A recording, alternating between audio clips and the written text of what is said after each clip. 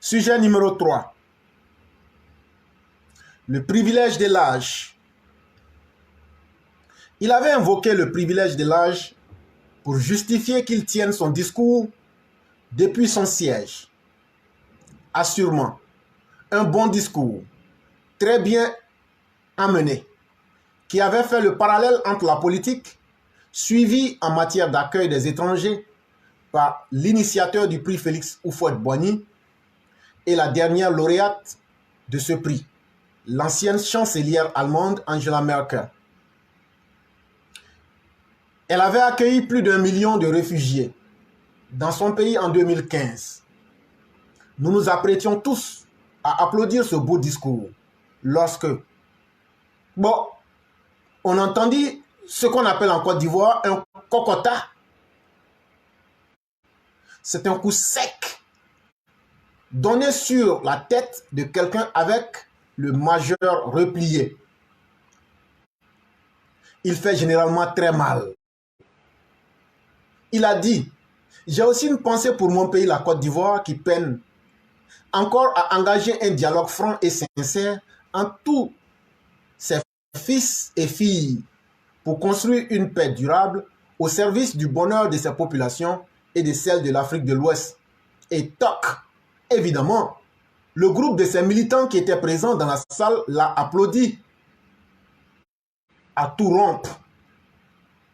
D'aucuns auraient parlé de manque d'élégance, parce que partout dans le monde, il y a des moments, comme ce 8 février 2023, où toute la Côte d'Ivoire était rassemblée autour de la mémoire du père fondateur, où l'on laisse de côté la politique politicienne, surtout lorsqu'elle est totalement improductive. Mais Papy Bédié n'a pas pu s'empêcher.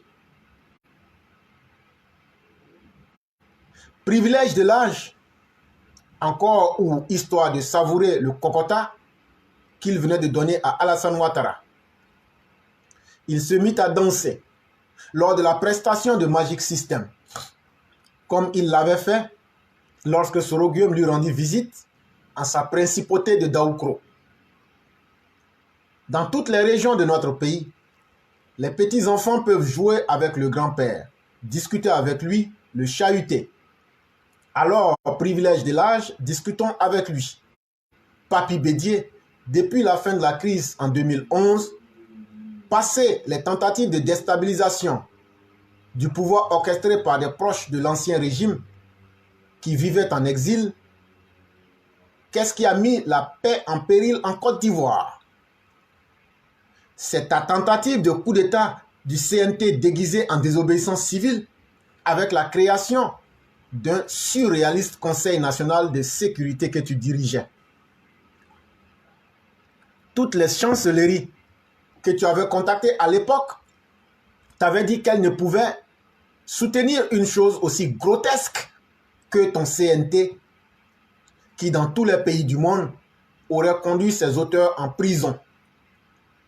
Mais privilège de l'âge oblige, Papy Bédié, tu fus laissé en liberté.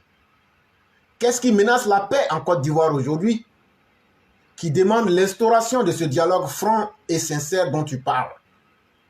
Et les prochaines élections, en quoi les municipales et régionales menacent-elles notre quiétude retrouvée? Pendant longtemps, on nous a parlé du nécessaire dialogue, de la nécessaire libération de Simone et Yves Gbagbo, du nécessaire retour de Laurent Gbagbo, puis de Blé Goudé, pour qu'il y ait la nécessaire réconciliation en Côte d'Ivoire. Tout cela a été réalisé. Akossi Benjo, Mabri, Toakeuse et tous ceux qui avaient quitté le pays sont rentrés. On a parlé de la rente qu'il fallait payer à Laurent Gbagbo. Il vient d'empocher plus de 2 milliards 300 millions de francs CFA. Quoi d'autre maintenant? Le retour de Soro Kibafori Guillaume? Le souhaite-t-il lui-même vraiment? A-t-il fait des démarches en ce sens? Lui qui, selon certaines informations, se serait récemment rendu en Russie. Mon impression, à moi, est qu'il ne souhaite rentrer que triomphalement en tant que nouveau calife à la place du calife. Soro Guillaume veut faire un coup d'État et rentrer en Côte d'Ivoire comme un seigneur dans la cité. Quel est donc l'autre grand problème qui reste à être réglé, Papy Bédié? En vérité, que l'on arrête donc de nous faire le chantage du dialogue et de la réconciliation. Tout ce que certains cherchent en réalité, c'est qu'on aboutisse à un gouvernement d'union afin que tout le monde soit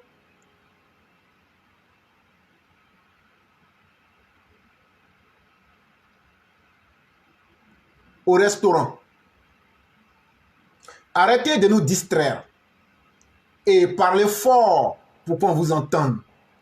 Sinon, puisque Papy Bédié veut son dialogue, qu'il utilise donc le privilège de son âge pour instaurer un dialogue entre son allié Laurent Gbagbo et Simone, son épouse légitime, afin qu'entre lui et celui qui était considéré comme son fils, Blé Goudé, et aussi avec son ancien Premier ministre et président de son parti, Afin-Guessan.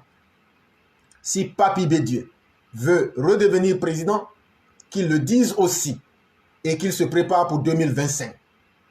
Mais qu'il s'attelle surtout à arrêter l'hémorragie qui est en train de vider son parti. À ces partisans qui parlent de pression subie par ceux qui quittent leur navire, PDCI, expliquons-leur que personne, à part les migrants qui veulent coûte que coûte fuir leur pays, personne n'a envie de naviguer sur un vieux rafio qui prend de l'eau de toutes parts et qui visiblement va couler. C'est-à-dire le PDCI. Objectivement, qui croit encore dans les chances du PDCI conduit par Papy Henri Bédié, dans celles du PPACI, de Laurent Gbagbo, de gagner la présidentielle de 2025? Pour quelle raison un militant de base ou un cadre d'un parti milite?